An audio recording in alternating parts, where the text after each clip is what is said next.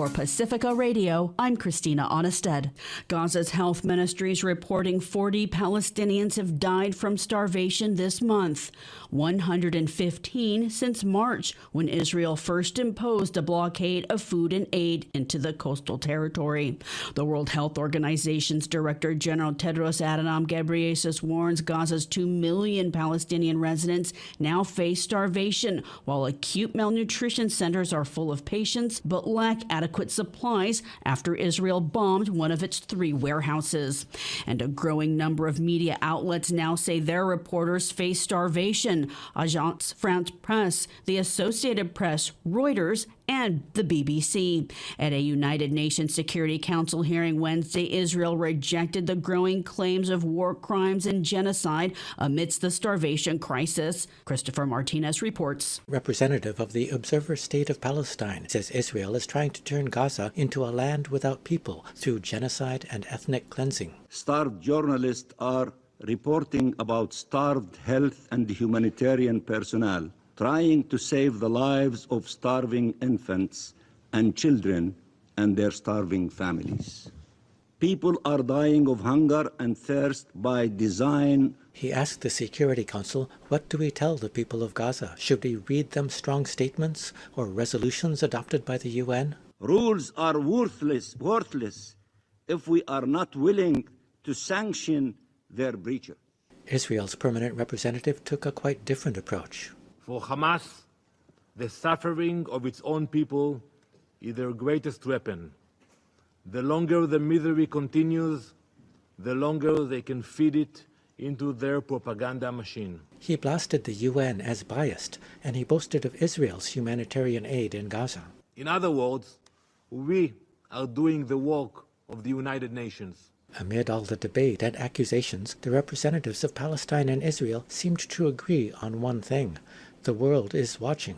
The question now is, what is the world going to do? I'm Christopher Martinez. Hamas has reportedly responded to a ceasefire proposal, Israel reviewing it. The Wall Street Journal is reporting the Department of Justice has informed President Donald Trump that he was in the Epstein files. It's unclear what the files say about him.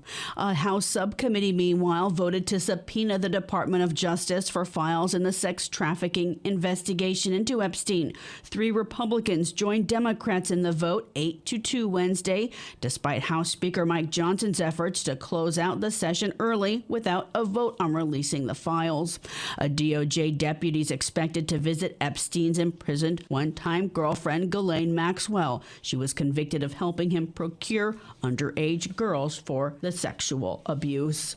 Former President Barack Obama is dismissing claims he attempted a coup by manufacturing evidence of Russian interference in the 2016 election, a claim made by President Donald Trump and his Director of National Intelligence, Tulsi Gabbard, who released new findings that question Russian interference. When you look at the intent behind creating a fake manufactured intelligence document that directly contradicts multiple assessments that were created by the intelligence community, the expressed intent and what followed afterward can only be described as a years-long coup and a treasonous conspiracy. Numerous U.S. intelligence agencies had concluded Russian intelligence hacked Democratic National Committee emails and worked with WikiLeaks founder and former Trump ally Roger Stone to publish them ahead of the 2016 presidential election. Obama released a statement that read in part, "These bizarre allegations are ridiculous and a weak attempt at distraction."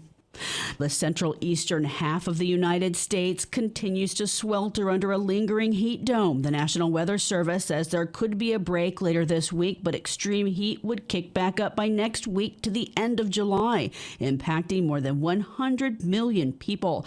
A heat wave is scorching southern and eastern Europe and the Mideast. Turkey is battling multiple fires amid a heat wave that's killed 10 firefighters. In Spain, a city worker died while laboring in the heat. Iran Iran has given public sector workers in 8 provinces a holiday in order to save electricity amidst scorching heat there. Lawmakers grilled the head of FEMA, the Federal Emergency Management Agency, at a congressional hearing Wednesday. Simone Perez has more. Acting FEMA Director David Richardson is defending the agency's response to flooding in Central Texas from bipartisan criticism. The New York Times reported that call center contractors were laid off at the end of their contracts on July 5th. The next day, only a third of calls were answered. Richardson argued at a congressional hearing that the reporting was untrue. I would have to agree with Secretary Noem. That's fake news. The majority of the calls were answered. There was never a lapse in contract. The Times cited a new policy at the Department of Homeland Security, which requires Secretary Kristi Noem's signature for any expense greater than $100,000. Search and rescue teams were not approved until 3 days after the flood, which one search and rescue leader cited when announcing his resignation. I'm Simone Perez for Pacifica Network and Public News Service. President Donald Trump unveiled an AI action plan shaped by Silicon Valley tech leaders who supported his campaign Wednesday. The plan focuses on boosting artificial intelligence exports and streamlining permits for energy-intensive data centers. An analysis by MIT researchers estimates by 2026 the electricity consumption of data centers for AI would put them in 5th place on the global list, between the entire nations of Japan and Russia. I'm Christina Onnested, reporting for Pacifica Radio.